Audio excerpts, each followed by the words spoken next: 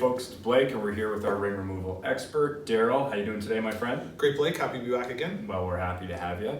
So, folks, we're here to talk a little bit about cleaning or disinfecting the device after use. So, Daryl, how are we going to do that? Great question, Blake, and it's always a concern with any sort of infectious risk to patients that we don't want to cross-contaminate from patient to patient. We always want to have a nice clean field to apply to each patient. Right. Everybody wants a clean device applied to them. So some of the basics right off the bat, Blake, is that if there's any sort of bodily fluids or bleeding or gross contamination and grease and dirt or whatever on that patient's hands, what we actually recommend is you actually have the patient put a glove on. So we'll have you put a glove on your hand there.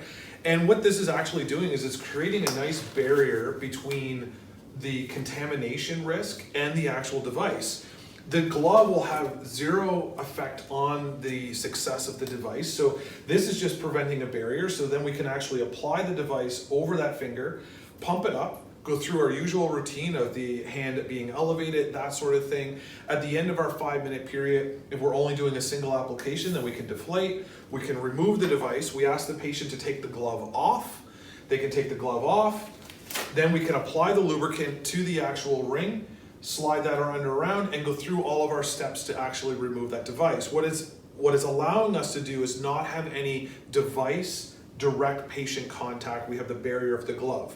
After that, or any other time that we use this device, it's always recommended that you are cleaning anything that you're contacting as well as what's contacting the patient, because you have to think of what's on your own hands. So we want to make sure that the gauge and the pump is cleaned as well as the device and the bladder. So we recommend of just using any of the disinfecting wipes, completely safe to use with the device. So you're just going to take this, you want to make sure that you can go on the inside of the bladder, you're getting any sort of contaminants out there. You want to go on the outside of the bladder itself as well on the device and the tubing. Follow that tubing all the way back to your actual gauge. You want to make sure that you're wiping off the gauge appropriately, the dial, the actual clamps, and the pump itself. You want to make sure that you're wiping it all down. And then you want to give it time, a few minutes to dry properly before you just pack it up and then send it away. Then also think about anything that you're going to come in contact as well. So if you had gloves on and you're handling the bottle of lube, you want to make sure that you're properly wiping down the bottle of lube, and you want to make sure again that has time to dry before you then reapply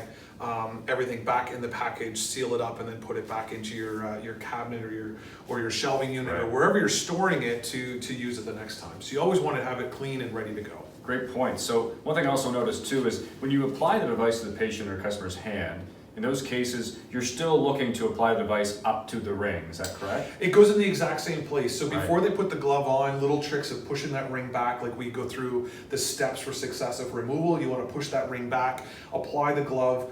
You'll be able to feel under the glove as to where that is. You'll actually be able to manipulate the ring back underneath the glove. The glove is not going to prevent you from doing anything that you need to aid in your steps of success. It's just going to create a barrier between the actual finger and the actual device itself. So we always recommend using a glove that's bigger so that it goes over the patient a little bit easier. If they have anything on their hands, gloves will stick. So the bigger the glove, the easier it'll go on, and it just makes it a more comfortable experience for the patient as well. Well, that's great. Well, thanks for the tips, Daryl, on cleaning and disinfecting the device after use. And until next time, it's Daryl, it's Blake. We'll see you later.